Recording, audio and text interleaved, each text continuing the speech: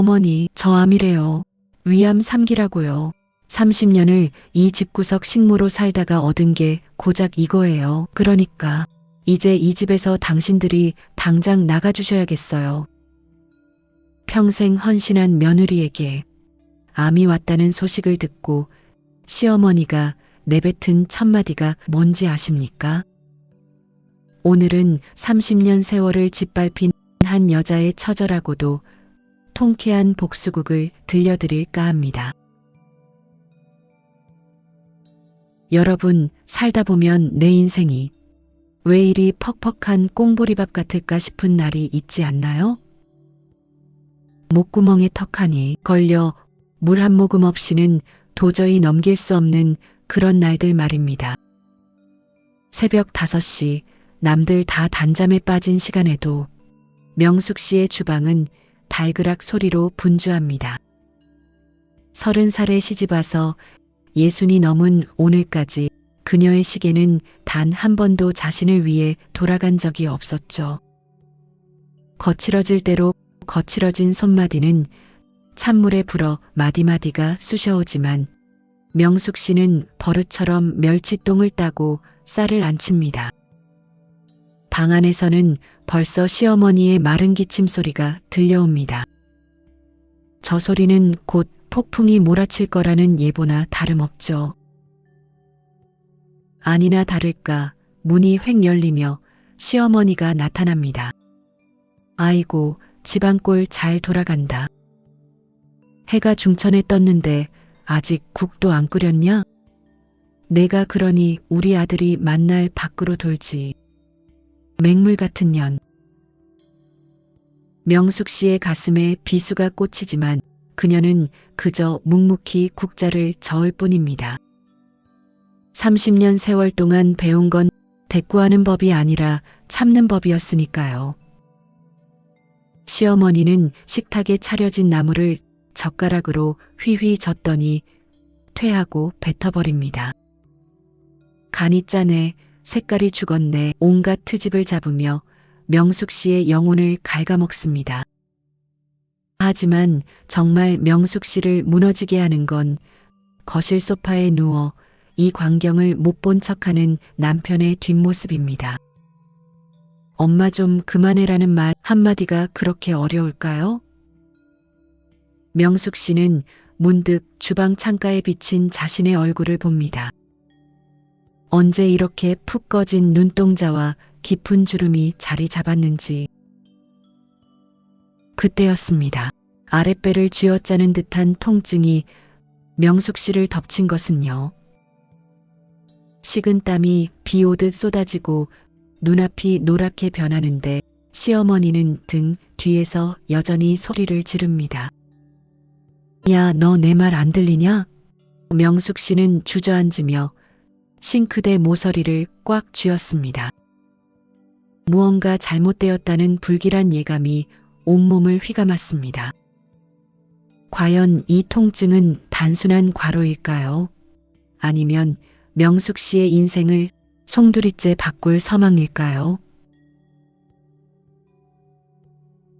마른 하늘의 날벼락. 인생 참 알다가도 모를 일입니다. 어제까지만 해도 평범한 고통인 줄 알았던 것이 오늘 나를 죽일 칼날이 되어 돌아오기도 하니까요. 명숙 씨는 가족들 몰래 동네 작은 병원을 찾았습니다. 의사 선생님의 표정이 굳어지는 걸 보며 그녀는 이미 직감했습니다. 큰 병원으로 가보라는 말에 가슴이 철렁 내려앉았지만 오히려 마음 한구석은 이상하리만큼 차분해졌죠. 서울 대형 병원 복도에 앉아 내 순서를 기다리는 시간은 마치 영겁처럼 길었습니다.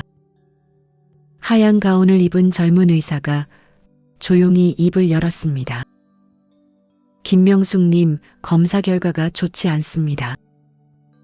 위암 3기입니다. 수술을 서둘러야겠어요.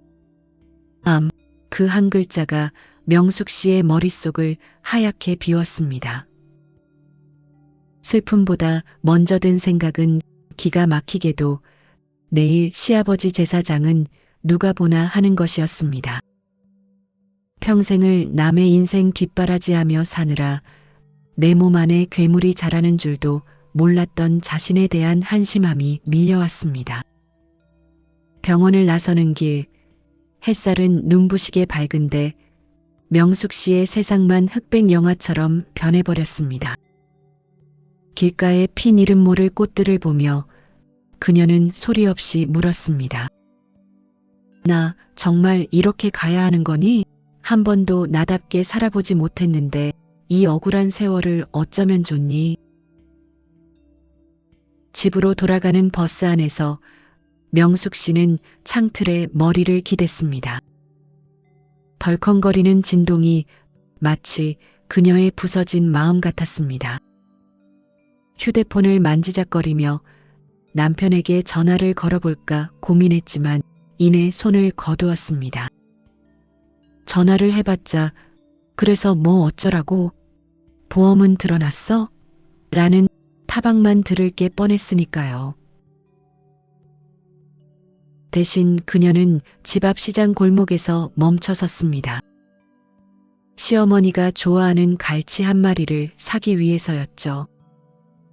암에 걸렸다는 소식을 듣고도 갈치를 고르고 있는 자신의 손등 위로 뜨거운 눈물 한 방울이 툭 떨어졌습니다.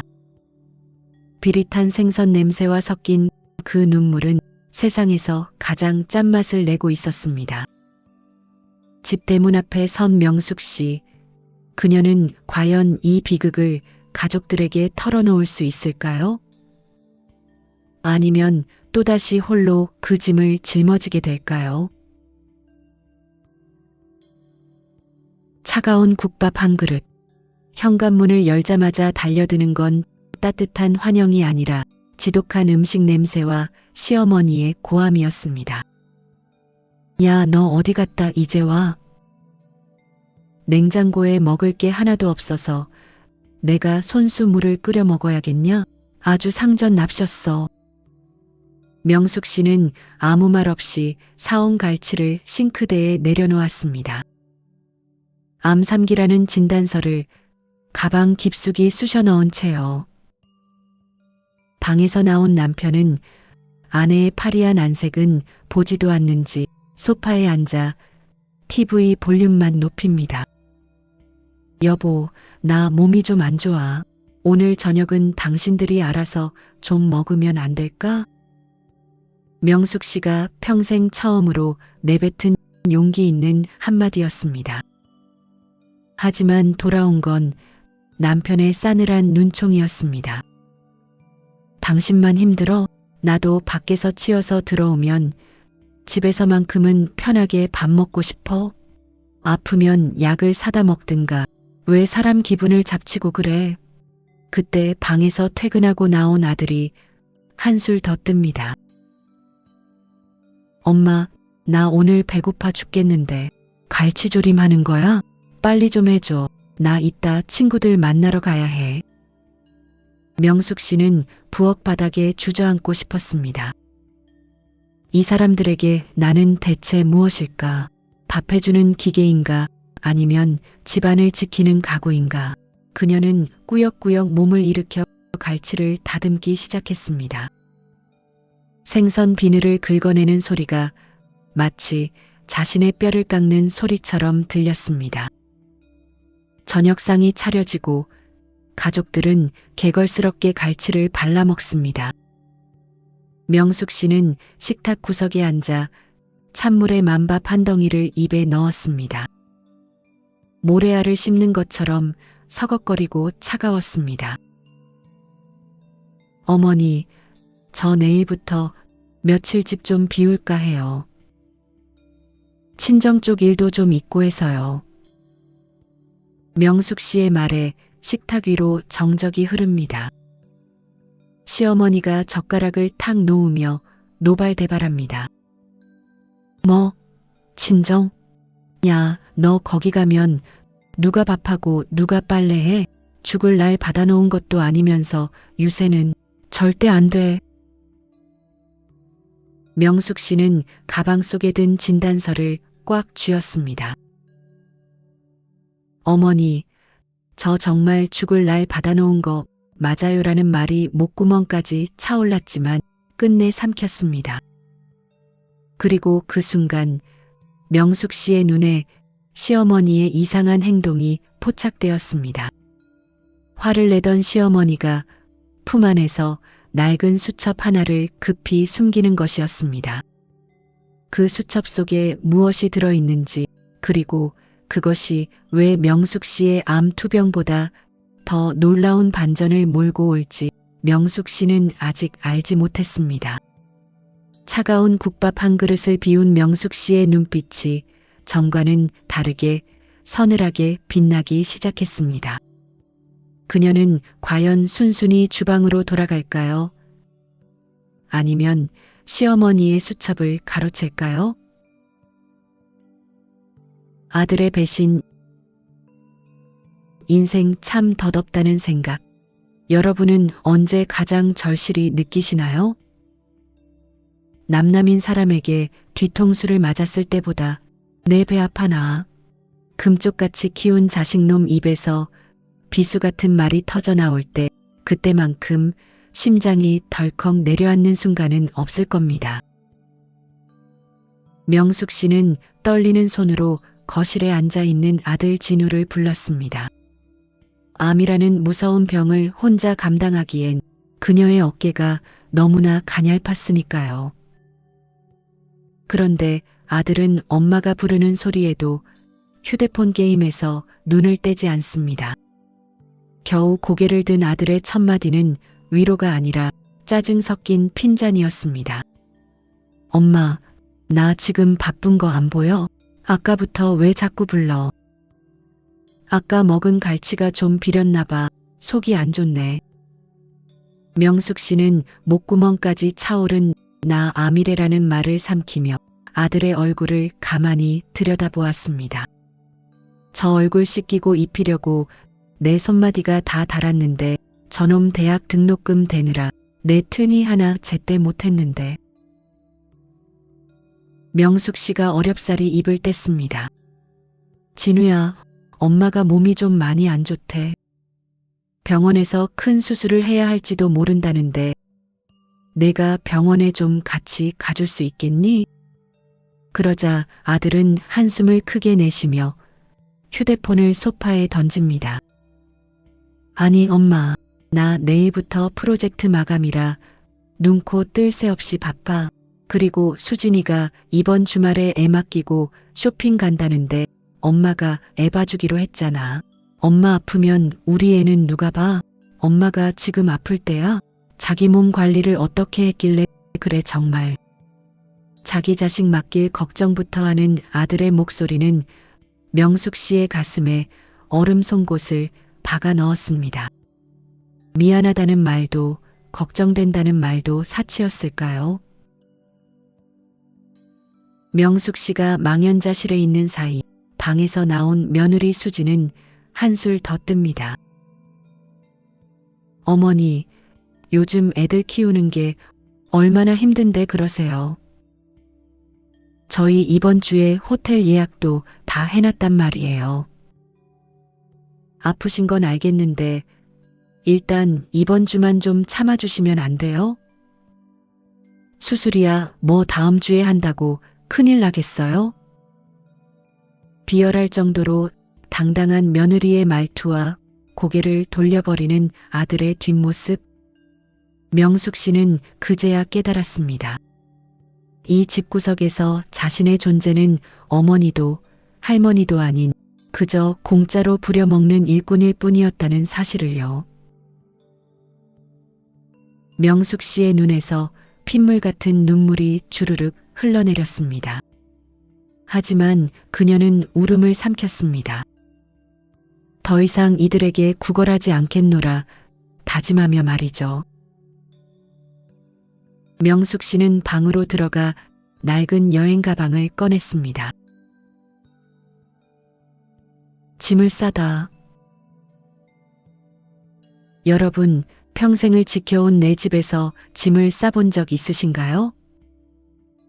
30년을 살았는데 가져갈 거라고는 낡은 옷가지 몇 벌과 약봉투뿐이라는 걸 알았을 때 그 허망함은 말로 다 못합니다. 명숙 씨는 장롱 깊숙이 넣어두었던 보따리를 꺼냈습니다. 남편과 자식놈들 뒤치다꺼리하느라 정작 본인은 시장 좌판에서 5,000원짜리 티셔츠 하나 사는 것도 벌벌 떨며 살았죠.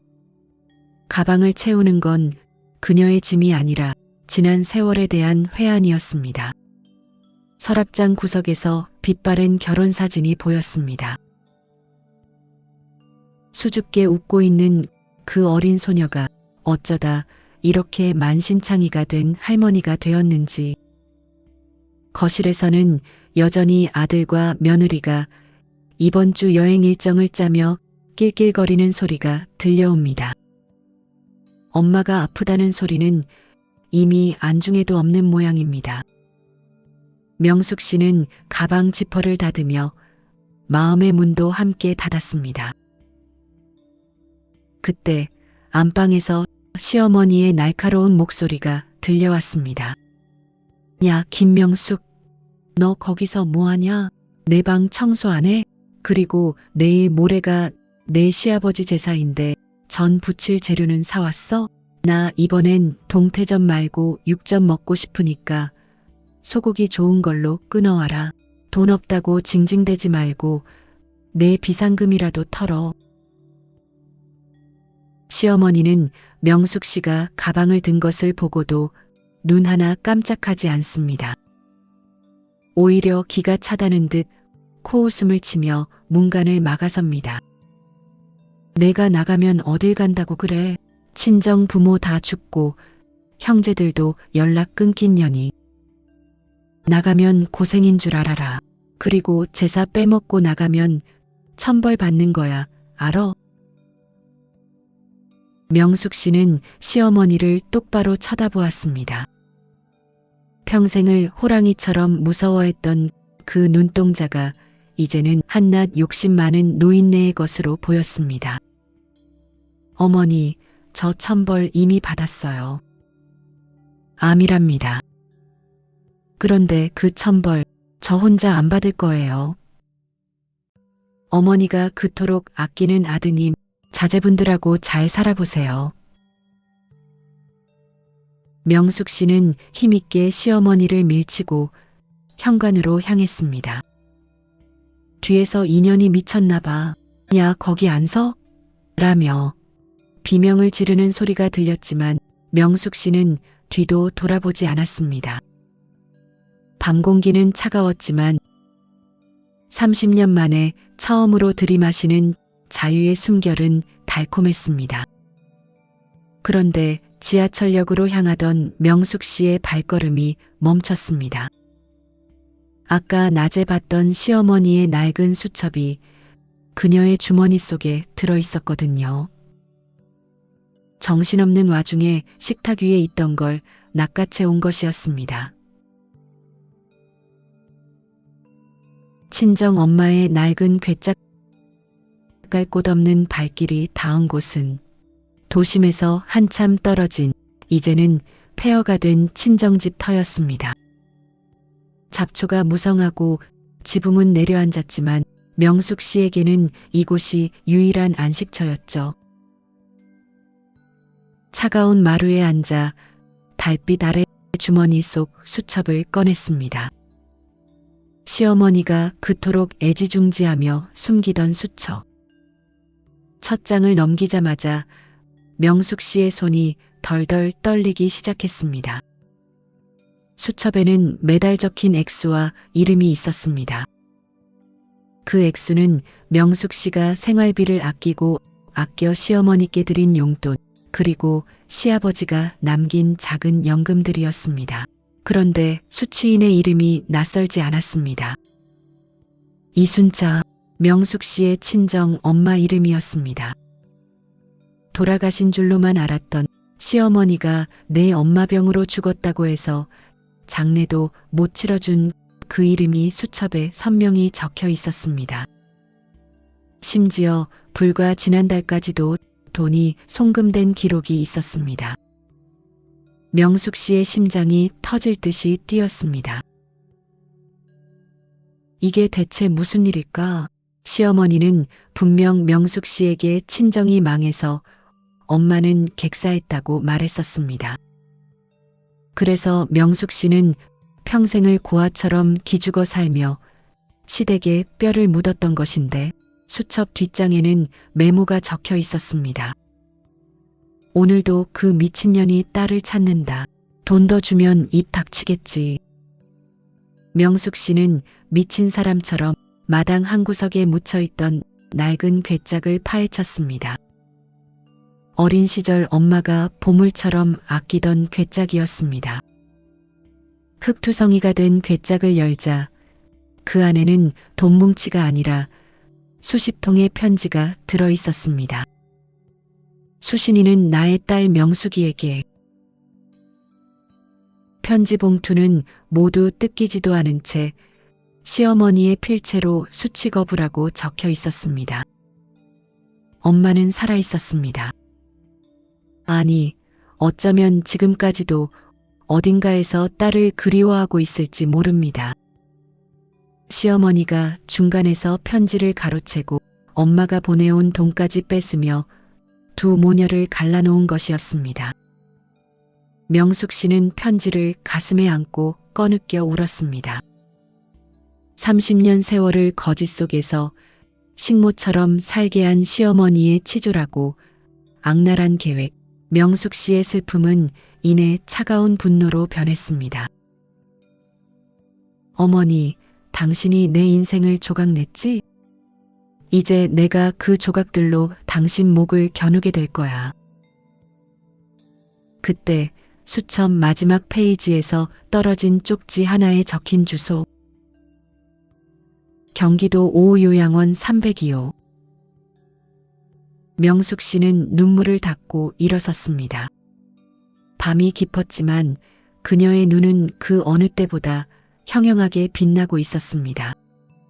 그리고 요양원을 찾아간 명숙 씨는 그곳에서 차마 상상조차 하지 못한 모습의 엄마를 마주하게 됩니다.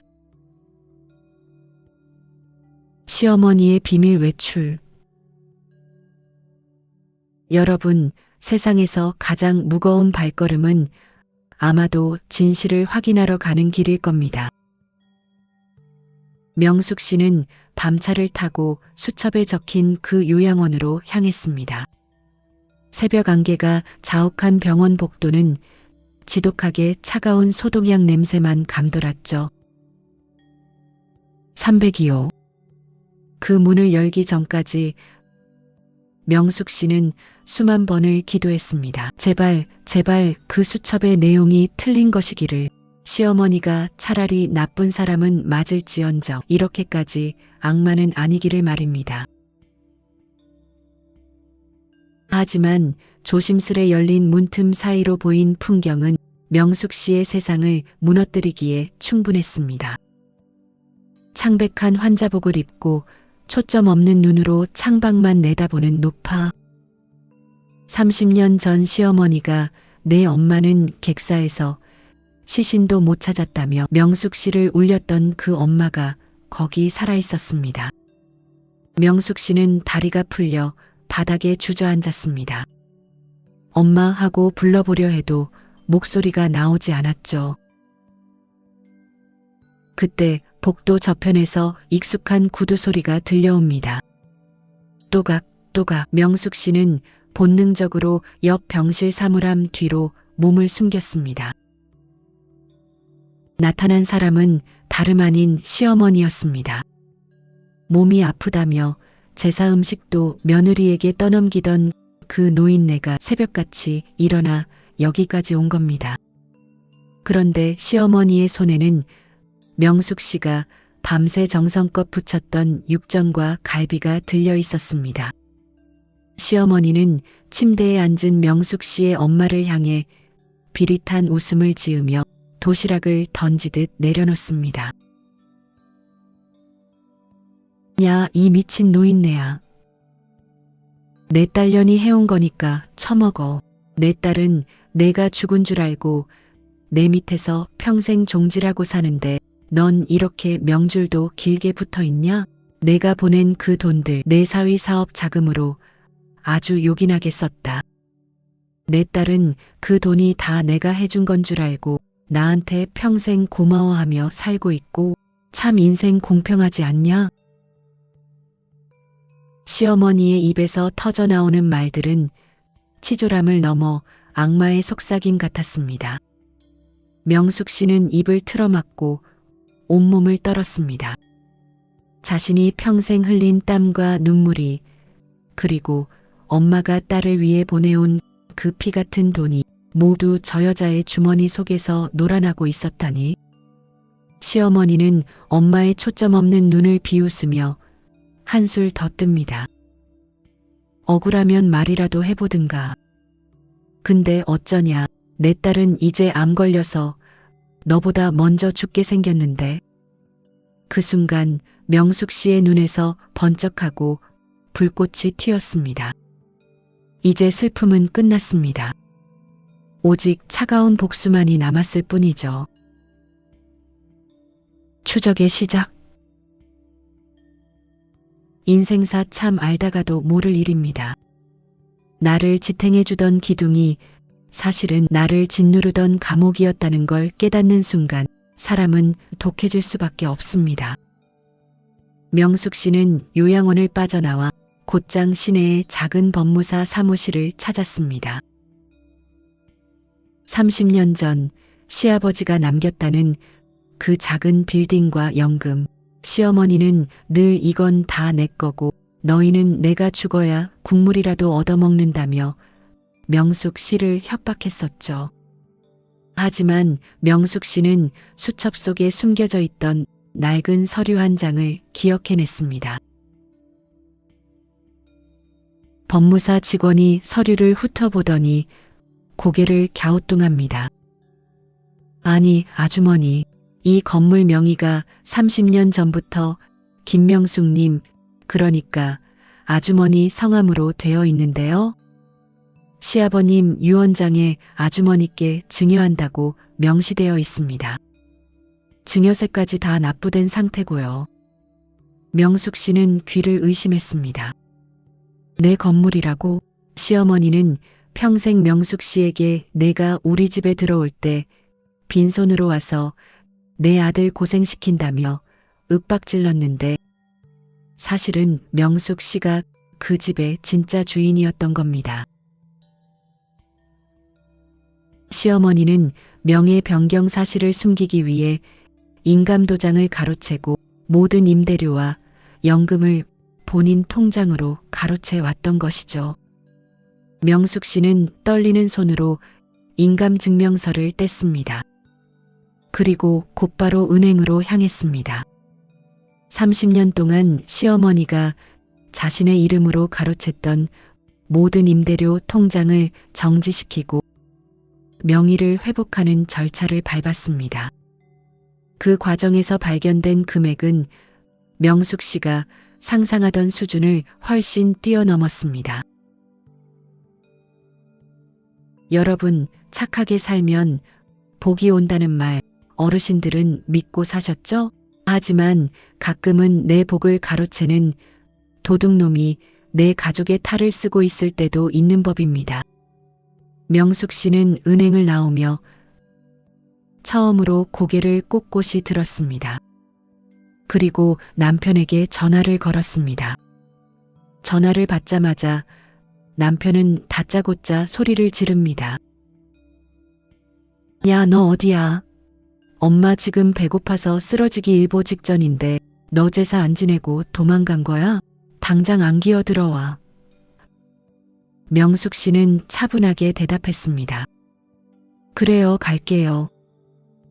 가서 당신들이 그렇게 원하는 제사 제대로 한번 지내보죠. 명숙 씨의 목소리에는 서늘한 칼날이 숨겨져 있었습니다. 밝혀진 진실. 집안은 아수라장이었습니다. 제사상은커녕 싱크대에는 설거지감이 산더미처럼 쌓여 있고 시어머니는 소파에 누워 꾀병을 부리며 며느리 수진을 들볶고 있었죠. 명숙 씨가 현관문을 열고 들어서자 남편이 기다렸다는 듯 달려와 뺨이라도 때릴 기세로 손을 치켜듭니다. 이 여자가 미쳤나? 어디서 밤을 새우고 이제 들어와? 너 오늘 죽어봐라. 하지만 명숙 씨는 남편의 손을 가볍게 쳐냈습니다. 그 서늘한 눈빛에 남편은 움찔하며 뒷걸음질 칩니다. 어머니, 육전 드시고 싶다면서요? 요양원에 있는 저희 엄마한테는 제 손으로 만든 음식 갖다 주면서 비웃으시더니 정작 본인은 배가 고프셨나 봐요? 명숙 씨의 말에 시어머니의 얼굴이 순식간에 흑빛으로 변합니다. 너 그게 무슨 소리냐? 내 엄마가 어디 있다고. 명숙 씨는 품 안에서 시어머니의 낡은 수첩과 은행 서류 뭉치를 식탁 위로 내던졌습니다. 종이들이 허공에 날리며 시어머니의 발치에 떨어졌습니다. 남편과 아들, 며느리가 영문을 몰라 서류를 집어들었습니다. 서류에 적힌 건물 명의자와 수십억 대의 자산 내역, 그리고 시어머니가 30년 동안 명숙 씨의 엄마를 협박하고 돈을 빼돌린 기록들. 아들 진우의 눈이 휘둥그레집니다. 엄마, 이게 다 엄마 거야? 이 건물이 우리 집이 아니라 엄마 거였다고?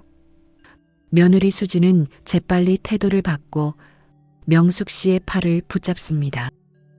어머니, 진작 말씀하시지 그러셨어요. 제가 어머니 아프신 줄도 모르고. 명숙 씨는 며느리의 손을 더럽다는 듯 뿌리쳤습니다. 진우야, 그리고 수진아, 너희가 아까 그랬지? 엄마 아프면 애는 누가 보냐고. 걱정 마라.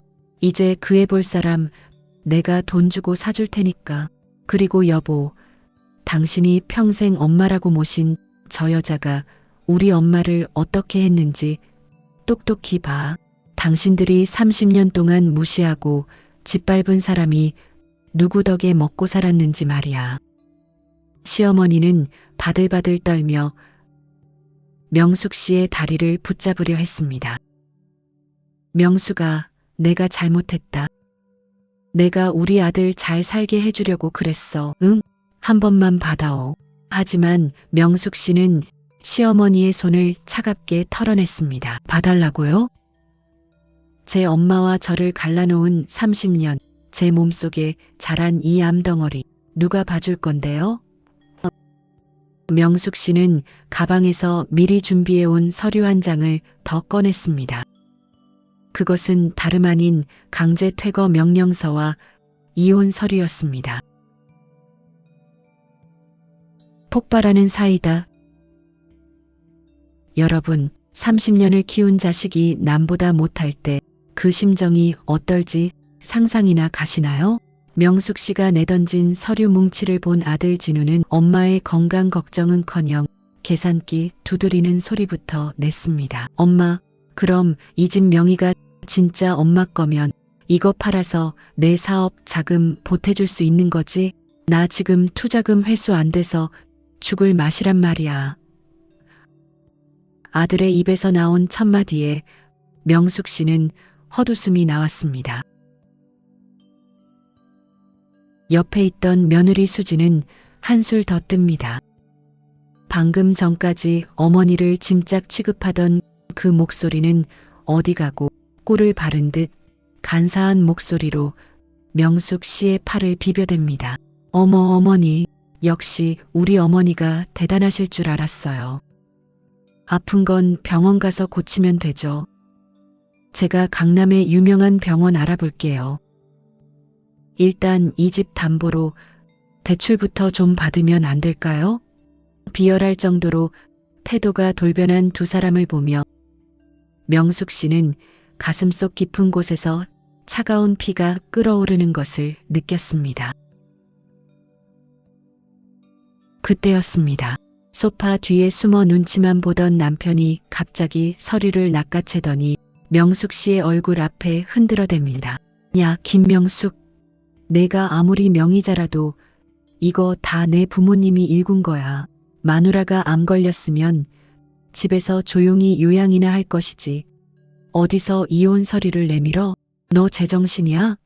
남편의 비겁한 고함에 명숙 씨는 한 걸음 다가가 그의 눈을 똑바로 쳐다봤습니다. 당신 부모님? 아니, 이건 우리 시아버님이 당신 비겁한 거 알고 나한테 맡기신 거야. 당신 그동안 내 몰래 도박으로 날려먹은 돈 내가 모를 줄 알았어? 명숙 씨는 준비해둔 녹음기 버튼을 눌렀습니다. 거기선 남편이 상간녀와 통화하며 우리 마누라 죽으면 그 건물 팔아서 너랑 새 출발할게라고 속삭이던 목소리가 흘러나왔습니다. 거실은 찬물을 끼얹은 듯 조용해졌습니다. 시어머니는 구석에서 부들부들 떨며 아이고 내 팔자야 를 외치며 억지 울음을 터뜨렸죠. 명숙 씨는 단호하게 선언했습니다. 내일 아침까지 이 집에서 다 나가. 법대로 퇴거 명령 집행할 거야.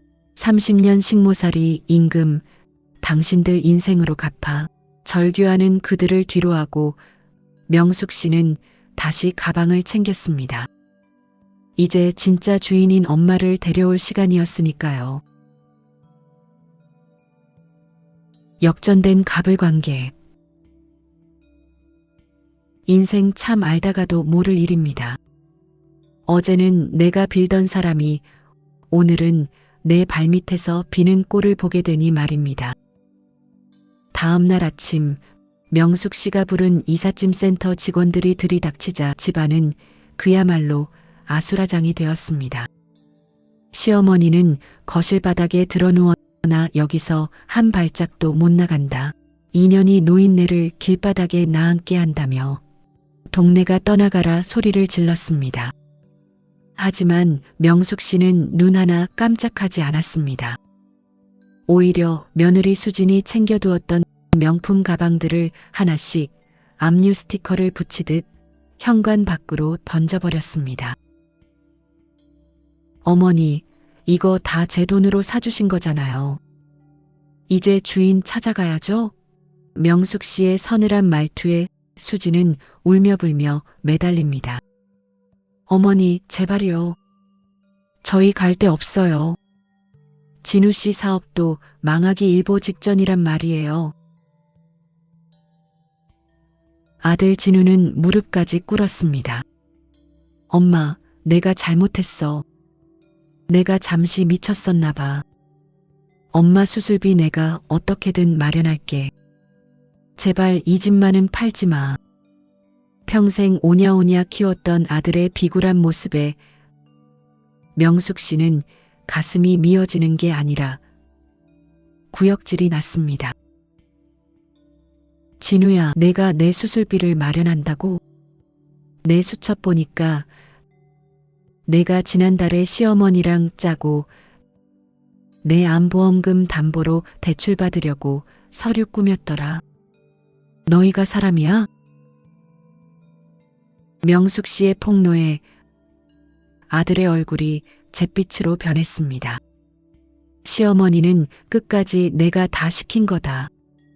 아들놈은 죄 없다며 비열한 모성애를 발휘했지만 명숙 씨에게는 이제 씨도 안 먹히는 소리였습니다. 명숙 씨는 경비원과 경찰까지 동원해 그들을 집 밖으로 몰아냈습니다. 짐 가방 몇 개만 든 채 길바닥에 선 그들. 시어머니의 화려했던 옷차림은 어느새 초라해졌고 기세등등하던 남편은 상간녀에게 전화를 걸었지만 이미 번호는 바뀌어 있었습니다. 30년의 가식과 탐욕이 단 하룻밤 만에 무너져 내린 것입니다. 명숙 씨는 텅 빈 집의 자물쇠를 바꿨습니다. 그리고 거울 속의 자신에게 말했습니다. 명수가 고생했다. 이제 우리 엄마 모시러 가자.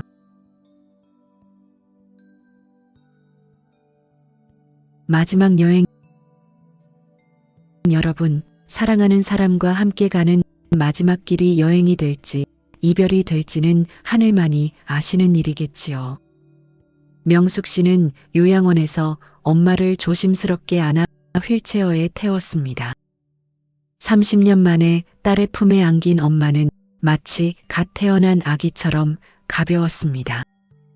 엄마, 나 명숙이야. 나 이제 왔어. 늦어서 미안해. 명숙 씨의 목소리가 떨렸지만 엄마는 그저 해맑게 웃으며 딸의 거친 손등을 쓰다듬었습니다. 엄마의 정신은 이미 과거 어느 지점에 멈춰 있었지만 딸의 체온만은 기억하는 모양이었습니다. 명숙 씨는 엄마를 태우고 동해바다로 향했습니다. 의사는 수술을 서둘러야 한다고 경고했지만 명숙 씨는 엄마와의 이 시간을 단 1분이라도 놓치고 싶지 않았습니다. 탁 트인 바다를 본 엄마가 처음으로 입을 뗐습니다. 명숙아, 바다다. 우리 명숙이 바다 좋아했는데. 엄마의 기억이 찰나처럼 돌아온 순간 두 모녀는 바닷가 모래사장에 앉아 서로의 어깨에 기댔습니다. 지는 노을을 보며 명숙 씨는 생각했습니다. 내 몸속에 자라는 병마저도 어쩌면 엄마를 찾으라고 신이 주신 마지막 신호가 아니었을까 하고 말입니다. 평생 시댁의 그림자에 가려보지 못했던 저 붉은 노을이 오늘따라 왜 이리 가슴 시리게 아름다운지. 엄마, 나 안 아파. 이제 엄마랑 맛있는 거 먹고 좋은 데 다니면서 우리 남은 인생 예쁘게 조각해보자. 명숙 씨는 엄마의 어깨를 더 세게 감싸 안았습니다. 하지만 평화로운 시간도 잠시 명숙 씨의 휴대폰이 미친 듯이 울리기 시작했습니다. 모르는 번호로 온 문자 한 통. 내 엄마 데리고 어디 갔어? 요양원비 안 냈다고 고소하기 전에 당장 나타나. 그리고 너 우리 아들한테 무슨 짓 했어? 시어머니의 끈질긴 악행은 아직 끝난 것이 아니었습니다. 길바닥에 나앉은 그들이 최후의 수단으로 명숙 씨의 엄마를 볼모 삼아 마지막 발악을 준비하고 있었던 것입니다. 명숙 씨는 바다를 보며 차갑게 미소 지었습니다. 어머니, 아직 정신 못 차리셨네. 제가 마지막으로 드릴 선물이 남았는데.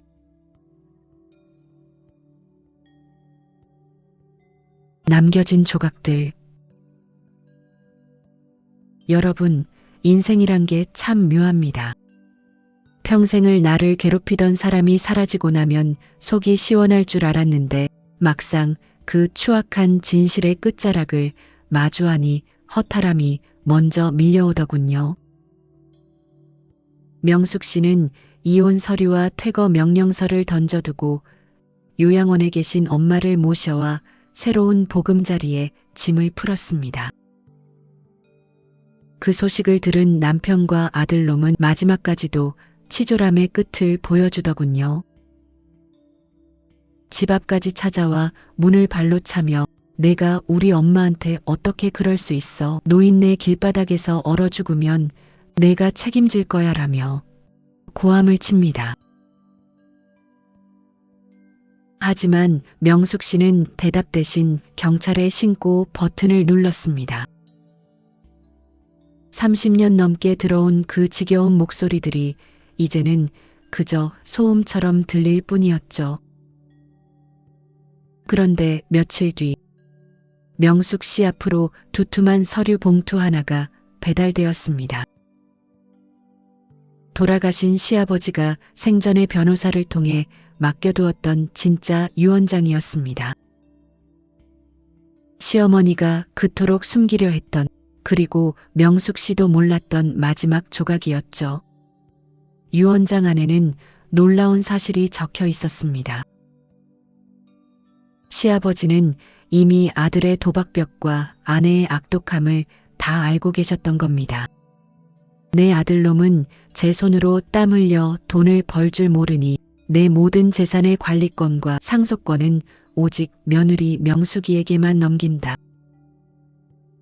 만약 아내나 아들이 명숙이를 핍박할 시 그들에게 배정된 최소한의 생활비조차 모두 환수한다.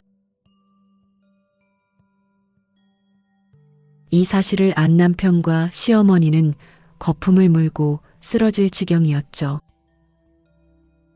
특히 시어머니는 마지막 발악을 하며 명숙 씨의 엄마가 있는 요양원비 미납 고소 운운했지만 이미 명숙 씨가 그 건물주가 된 마당에 그게 무슨 소용이었겠습니까? 명숙 씨는 그들을 향해 차갑게 한마디 던졌습니다. 당신들이 평생 무시했던 내 엄마의 요양비, 사실은 당신들이 날려먹은 내 건물 임대료로 냈어야 하는 거였어. 이제 그 빚 당신들 평생 노역으로 갚아. 비열하게 빌어먹던 그들의 눈동자에 비로소 공포가 서리기 시작했습니다. 하지만 명숙 씨에게는 더 큰 산이 기다리고 있었습니다. 바로 내일로 다가온 암수술이었죠. 엄마의 손을 꼭 잡은 명숙 씨는 속으로 되뇌었습니다. 엄마, 나 조금만 더 살게 해줘. 우리 아직 못 다한 조각들이 너무 많잖아.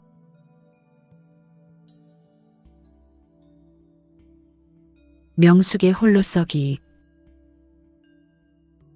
차가운 수술대 위에 누우면 세상 모든 소음이 멀어지고 오직 내 심장 소리만 크게 들립니다. 여러분도 그런 경험 있으신가요?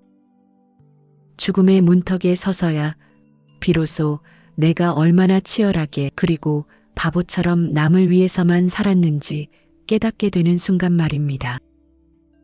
명숙 씨는 마취 기운이 퍼지기 직전까지 엄마의 해맑은 웃음소리를 기억하려 애썼습니다. 엄마, 나갔다 올게. 이번엔 수치 거부 안 당하고 진짜 엄마 곁으로 갈게. 그 혼잣말이 수술실을 가득 채운 차가운 공기를 적셨습니다. 수술은 8시간 넘게 이어졌습니다. 그 시간 동안 병원 로비에는 남편도 아들도 나타나지 않았습니다. 그들은 그저 명숙 씨가 수술을 받다 잘못되어 재산이라도 자기들에게 돌아오지 않을까 하는 추악한 계산만 하고 있었겠죠. 하지만 인생의 신은 명숙 씨를 버리지 않았습니다. 수술은 기적적으로 성공적이었고 깨어난 명숙 씨가 제일 먼저 본 것은 창문 사이로 쏟아지는 따스한 햇살이었습니다. 아픔은 있었지만 가슴속을 짓누르던 그 무거운 돌덩이는 사라진 기분이었습니다. 회복 기간 동안 명숙 씨는 자신의 이름을 딴 작은 재단을 만들 준비를 시작했습니다. 평생 고생만 하던 시니어들이 모여 서로의 사연을 나누고 법적으로 보호받지 못하는 며느리나 노인들을 돕는 공간이었죠. 이름하여 인생조각 쉼터. 퇴원하던 날 명숙 씨는 자신을 찾아와 무릎 꿇고 용서를 비는 아들을 만났습니다. 엄마, 나 진짜 갈 데가 없어. 수진이도 애 데리고 친정 가버렸고 아버지는 행방불명이야. 제발 한 번만 살려줘. 아들은 눈물 콧물을 다 짜내며 비굴하게 매달렸지만 명숙 씨는 그 손을 단호하게 털어냈습니다. 진우야, 부모 자식 인연도 조각나면 다시 붙일 수 없는 법이야. 너는 내가 저지른 조각들을 들고 혼자 살아보렴. 그게 내가 너에게 줄 수 있는 마지막 교육이다. 명숙 씨는 처음으로 아들의 눈물이 가엾지 않았습니다. 이제 그녀의 인생엔 오직 그녀 자신과 엄마 그리고 그녀가 도울 새로운 조각들만이 남았으니까요.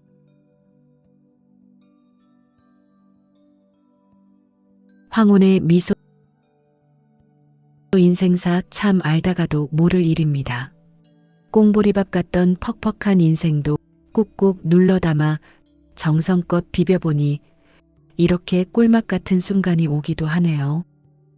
1년 뒤 명숙 씨는 엄마와 함께 작은 마당이 딸린 집에서 아침을 맞이합니다. 이제 주방에서는 독설 대신 은은한 차 향기가 나고 구박하던 시어머니의 기침 소리 대신 엄마의 콧노래 소리가 들려옵니다. 암 수치는 정상으로 돌아왔고 명숙 씨의 얼굴에는 60평생 한 번도 본 적 없던 평온한 미소가 자리 잡았습니다. 마당 평상에 앉아 엄마의 머리를 빗겨주던 명숙 씨는 문득 주머니에서 낡은 사진 한 장을 꺼냈습니다. 30년 전 시집 오던 날 찍었던 사진입니다. 고생길인 줄도 모르고 환하게 웃던 그 어린 소녀에게 명숙 씨는 마음속으로 말을 건넵니다. 애썼다, 명숙아. 참 잘 견뎠다. 내가 버틴 그 세월이 헛되지 않게 남은 시간은 오직 너를 위해 아름답게 채워줄게. 엄마는 그런 딸의 마음을 아는지 모르는지 명숙 씨의 손을 꼭 잡으며 중얼거립니다. 우리 딸 예쁘다. 우리 딸 최고다. 그 투박한 칭찬 한마디에 명숙 씨는 아이처럼 엉엉 울음을 터뜨렸습니다. 30년 동안 참아온 모든 서러움이 그 눈물과 함께 씻겨 내려갔습니다. 여러분, 지금 혹시 명숙 씨처럼 캄캄한 터널 속에 계신 분이 있나요? 자식 때문에 속 썩고 배우자 때문에 가슴에 피멍이 든 분들 계시죠? 하지만 잊지 마세요. 깨지고 부서진 인생 조각들도 하나하나 모아 정성껏 맞추다 보면 결국엔 세상에 단 하나뿐인 아름다운 그림이 된다는 사실을요. 명숙 씨가 그랬던 것처럼 여러분도 여러분만의 인생 조각을 당당하게 찾아내시길 바랍니다. 인생은 예순부터라는 말, 그건 그냥 하는 소리가 아니라 진짜로 다시 시작할 수 있다는 약속이니까요. 오늘 명숙 씨의 이야기가 여러분의 지친 마음에 작은 위로와 사이다 한 잔이 되었기를 바랍니다. 명숙 씨는 이제 인생조각 쉼터의 소장님으로 불립니다. 길바닥에 나앉았던 남편과 시어머니는 결국 명숙 씨가 마련해준 가장 낡은 임대 아파트에서 서로를 원망하며 살아가고 있다는 소식이 들려옵니다. 아들 진우는 막노동판을 전전하며 뒤늦게 노동의 가치를 깨닫고 있다 하네요. 권선징악은 멀리 있는 게 아니었습니다. 명숙 씨가 엄마와 함께 노후를 바라보며 짓는 그 미소, 그것이야말로 최고의 복수이자 완벽한 승리였습니다. 지금까지 인생조각이었습니다. 여러분, 오늘도 참 고생 많으셨습니다. 평안한 밤 되세요.